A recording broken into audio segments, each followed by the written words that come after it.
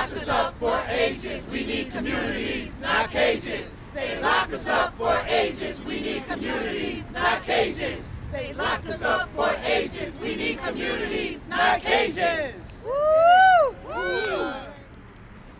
The true administration of justice is the firmest pillar of good government.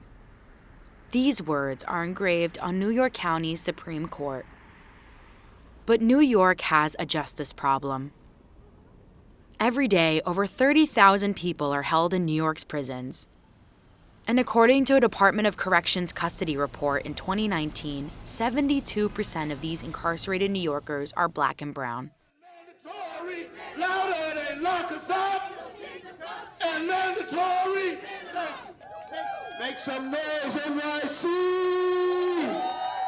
Communities Not Cages is a grassroots organization that stands with people and families impacted by the justice system. Who have been incarcerated unfairly, unjustly, and for far too long. The group recently introduced a number of bills in 2021 that work to decarcerate New York's prisons and overhaul what they believe are racist and unjust sentencing laws. For Brian and Jolene Russ, this starts with the Second Look Act. So my name is Jolene Russ. My partner is Brian Russ. He's been in prison 21 going on 22 years. Many of you know me as a clemency advocate. For the last 5 years, we've been asking for clemency for Brian Russ because Brian's accomplishments while in prison are profound. They're substantial, but also because it's the only option we have to relieve our family of this excessively heavy and burdensome sentence. Yeah. Brian was sentenced to consecutive sentences of 49 years. His conditional release date isn't until 2034. The Second Look Act will create a new legal vehicle that doesn't exist in New York State's judicial system today. The Second Look resentencing will give people like Brian the opportunity to be heard and seen. New York sentencing laws have resulted in increasingly harsh sentences.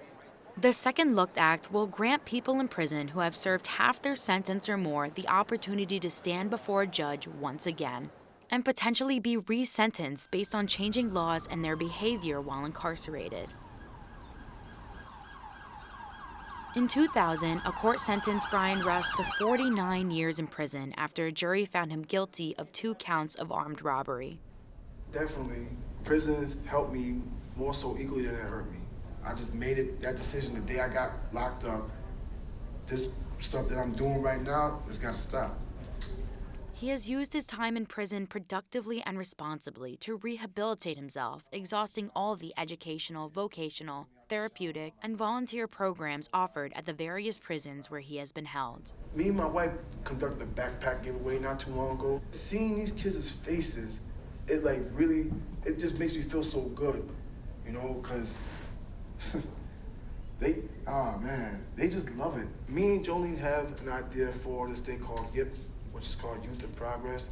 And what we want to do is we want to teach the youth community principles, community values, bringing in people that's been victimized to talk to the youth and let them know what they went through, what they experienced, so they can really get a good idea of, like, if I do something like this is the person I'm doing it to.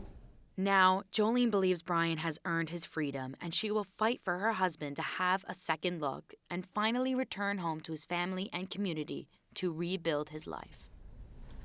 Everyone is going to be waiting for me. New York is at a crossroads. There are countless families just like Brian's that demand legislation to redefine what justice looks like for its community members and end the multi-generational cycle of mass incarceration. Over the past 50 years, New York State has been building this system of mass incarceration that has been disproportionately carried on the backs of Black and brown people. And it's time for us now to dismantle that system of oppression. Nationally, second look bills are gaining momentum with legislation passed in 4 states, including D.C. In the United States, 1 in 5 people in prison for at least 10 years is a Black man incarcerated before the age of 25.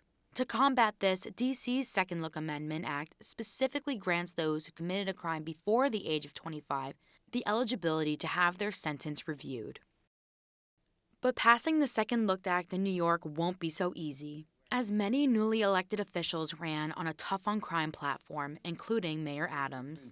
There are bad people doing bad things to good people, and I'm not going to sit back and continue to allow that to happen. We cannot shrink back when people attack us, when people say there has been too much reform, there has been too much justice. There has not been enough justice. There has not been enough, and so we will not stop until you invest in our communities and stop caging our people. Let's go get them.